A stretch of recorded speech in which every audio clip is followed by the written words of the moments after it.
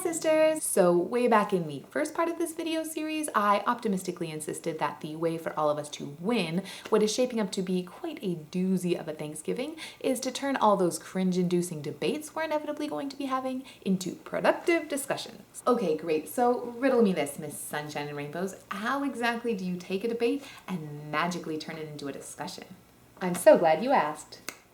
Step 1 is to acknowledge the imperfections of your current position. Admit to yourself that you don't know everything, that your sources of information are probably biased, and that there's always more to learn. Step 2 is to shift your perspective. Let go of the notion that there are two definitive sides to the issue and only one is correct.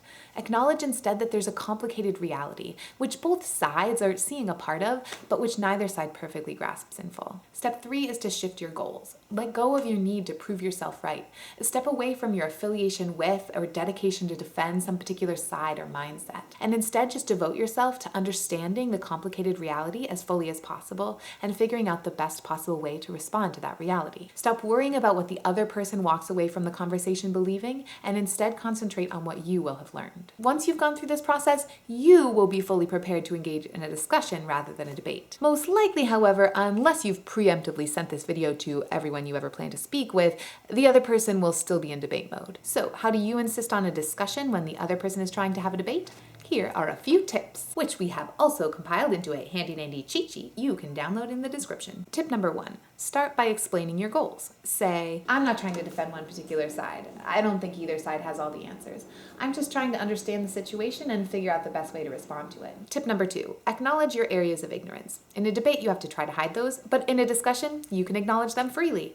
Say, I don't know a lot about that. Tell me more. Tip number 3, ask questions, and ask them respectfully. Remember, your goal is to learn as much as possible about the information and perspectives that have allowed this other person to hold a different set of beliefs from yours, so that you can incorporate anything useful from it into your own way of thinking. So don't ask, how can you possibly believe that? Instead, ask, how do you get there? Tip number 4, file away points for further examination. Remember that most of us have been spending our time preparing for debates, not discussions. That means most of the factoids we've memorized have been cherry-picked to prove our pre-existing point. This doesn't necessarily render them useless. Put together enough cherry-picked facts from all sides of the issue, and you're starting to build a holistic understanding of the situation. But it does mean you'll have to delve into them later to find out to what extent they do or don't tell the whole story. Tip number 5, stick to what's central. Again, because we train ourselves for debates, it's tempting to wander into the fringe scenarios where our side is most obviously right, then we get lost bickering in the weeds. If you find the conversation getting sidetracked by some minor point,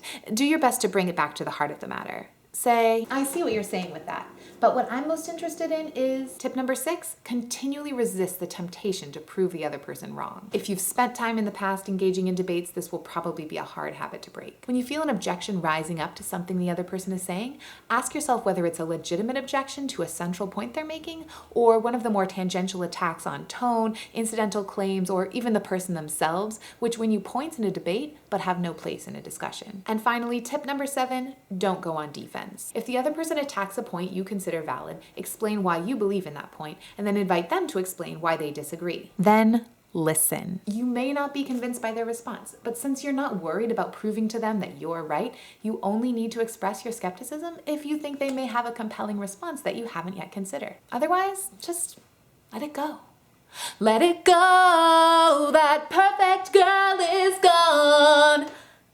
Anyway, there you have it, Sister Salad's foolproof guide to winning absolutely any debate. I hope you find it helpful, and I would love to hear how it works for you if you have a chance to attempt it, and anything you learn from the process, because we're all just trying to figure out this wacky, complicated world as best we can. Happy Thanksgiving, sisters.